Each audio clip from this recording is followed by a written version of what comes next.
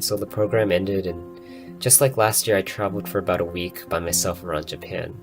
Even though I now had a plan to kill myself, it didn't change the fact that I still needed intimacy so incredibly badly. So an idea emerged from the back of my head. Being able to satisfy my emotional needs was out of the question, since I tried and failed at that too many times to even count. But satisfying my physical needs, it wasn't as out there, since I'd heard things about the existence of sex shops in Japan, but no. How would doing that in any way help? Going to bed with some random person who doesn't give a shit about me will in no way give me any sense of relief, since I'll just wake up the next morning realizing I'm still just as suicidal since I don't have any long-term connections. And plus, did I really think that I could just magically open up that much to someone I just met for the first time? So I had all these really strong conflicting thoughts coming from my emotional needs side, coming from my physical needs side, and coming from my deep-rooted fear of socialness in general and opening up to people. But in the end, the thing I knew most was that I needed intimacy, and being able to feel any sort of intimacy with anybody in any situation would help. If I could just lift the tiniest bit of darkness off me for a day, I would be okay with doing whatever it took.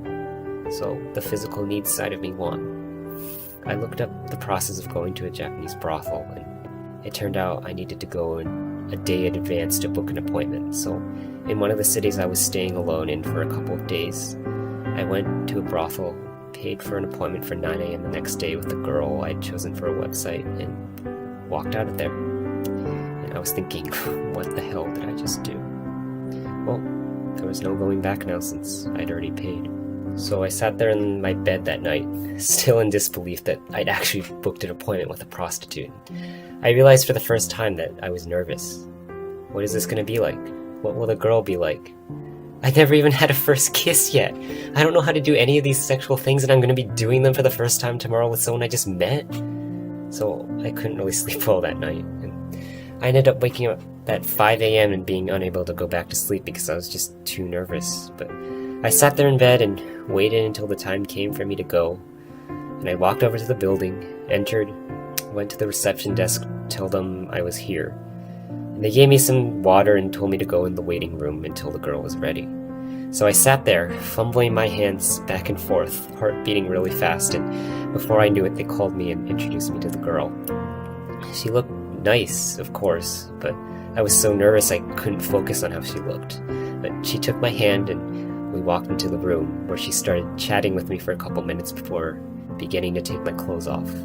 And there we were, both naked and sitting on the bed inside the brothel, and she started doing things to me. And it was then I realized I was so nervous that, well, I couldn't even get it up.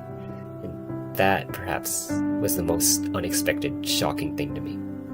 Like, before, even the sight of an average-looking girl from the distance would be enough for me to get very aroused, because my sex drive was just so incredibly high. But here I was, in front of a fairly attractive naked woman, and I felt absolutely nothing. Even during what was supposed to be the most sexually stimulating parts, I didn't feel any sense of arousal or any feeling at all. It didn't even feel like sex, it just felt like I was giving someone a handshake or something, since I didn't feel any sense of stimulation whatsoever. And that made me even more nervous, since I felt so weirded out that I couldn't get aroused. And after nearly an hour of this, I somehow finally barely got it up enough to finish, but I still, for the most part, felt nothing. And after that, the girl got up and called the front desk to say that we were done, and we put her clothes back on, and she let me out. So I walked out of there, both feeling nothing and feeling overwhelmed at the fact I felt nothing. I didn't know how to react to what just happened. I mean, I guess I knew it wouldn't be any sort of lasting connection, but I'd also expected to feel some sort of, at least physical connection during the actual thing. But I felt absolutely nothing. I just lost my virginity to a prostitute in another country. Still nothing. So I packed up my things that day and continued my travels to the other cities around Japan I planned to visit in this sort of blank mind state. Around that general time, too, I started talking to someone that was on the program with me over messaging, and we had some general conversation about the whole trip in general, but I accidentally let slip that I thought I was in the final stage of my life and I would meet my end soon, and she freaked out about that, understandably. But it kind of served as a wake-up call to her, I guess, since she didn't realize how far deep I'd fallen into depression, and she shared her own experiences with me, with like how she had felt similarly when she had first entered university in terms of not feeling like she contributed to anyone's life. And yeah, I was grateful she was trying to be understanding, but at the same time I was very skeptical that this might turn out exactly like every other time I'd thought I felt a connection to someone else who told me they also knew what it was like to not have friends. So while I continued still talking to her, for the moment I also made sure not to emotionally invest myself too much in it. Anyway, I neared the end of my time in Japan, and a couple days before my flight back to America, I realized something. My sex drive had fallen drastically ever since the day I went to the prostitute. Don't get me wrong, like, it was still there, but I didn't feel an enormous urge to get into the pants of the majority of girls I passed by on the street anymore. I didn't think about sex constantly anymore, and that pain and discomfort in my chest that I had felt from lack of physical touch every day before, that had all but vanished. And it was like magical, honestly. Like, I had a huge burden lifted off me now that I didn't have this intolerable urge anymore. I think that I desired sex so incredibly badly since I saw it as a way of the ultimate intimate connection, but since I'd never done it before, it was still more of a distant concept, and so when I actually did it with a prostitute and felt absolutely nothing, it proved to me that no matter how much I needed that kind of intimacy, I wouldn't ever be able to open up and truly connect in that way to someone I barely even know. And that experience, I guess, just turned some switch in my body that killed most of my sex drive, which was such a weird outcome that I would have never expected, but that I was really grateful for at the same time, because it made living so much more bearable every day, not having this enormous need for physical touch, and that solved half my problem. The other half that remained was my still incredible need for emotional connection. But that girl that had started talking to me lately, we began consistently talking every day, and the weekend before I went back to America, we had a 4-hour phone call where we talked nonstop. Even when I got back to America, we continued messaging daily, having long phone calls, and bonding over our love of Japanese. And I even got her to start watching some Japanese dramas live with me. And I truly have gotten to feel like we can mutually be ourselves around each other on a much deeper level than any of the people I met before. I let her know about my Asperger's and about how I was scared of opening up about that because of all these people that had thrown me out before.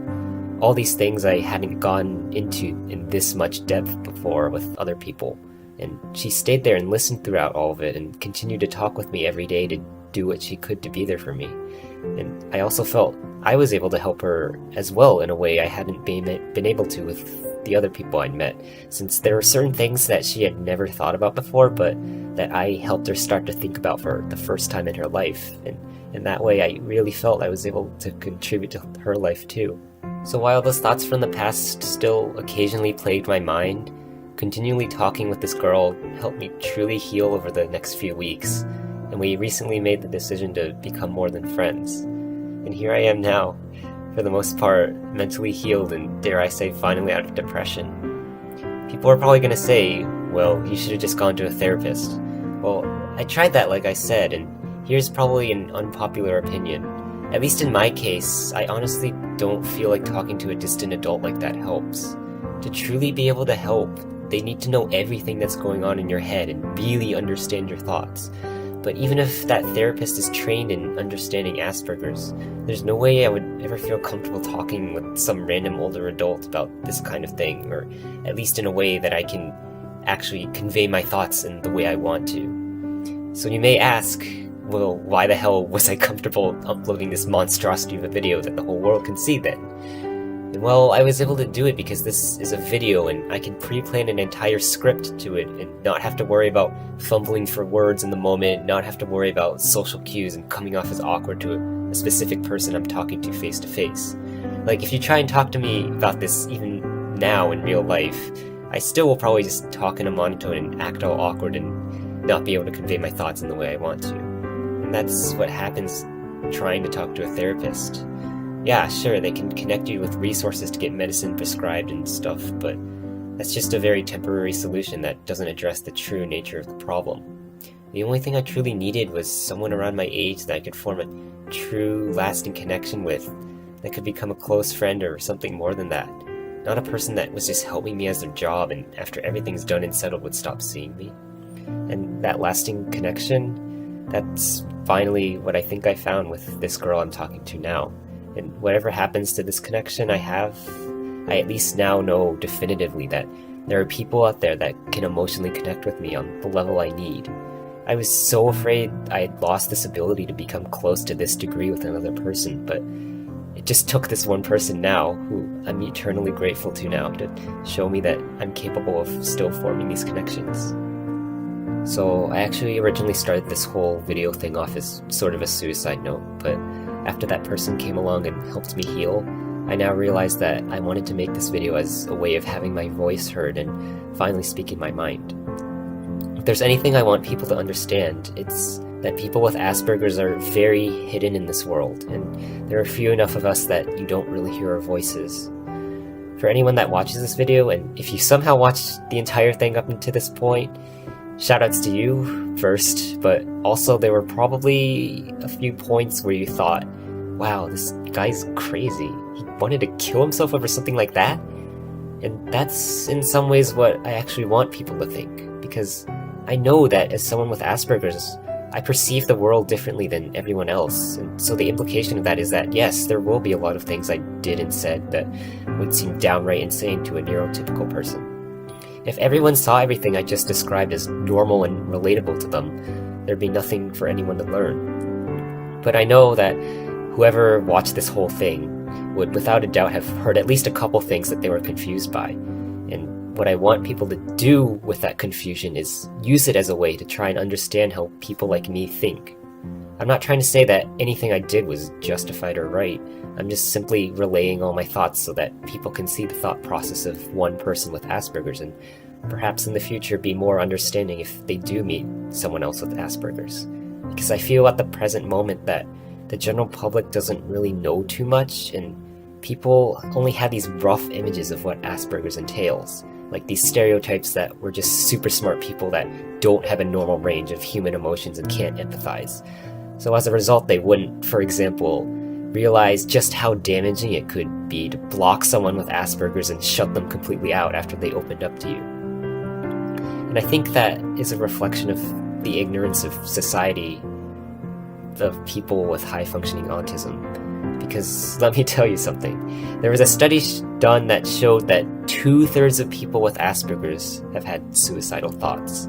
66%. Just let that sink in for a moment. That's 10 times more than the general population. So, if you were to, for example, meet someone with Asperger's and decide they're weird and block them from being able to talk to you anymore, just think that there's a 2 out of 3 chance the person you just blocked has had thoughts of suicide.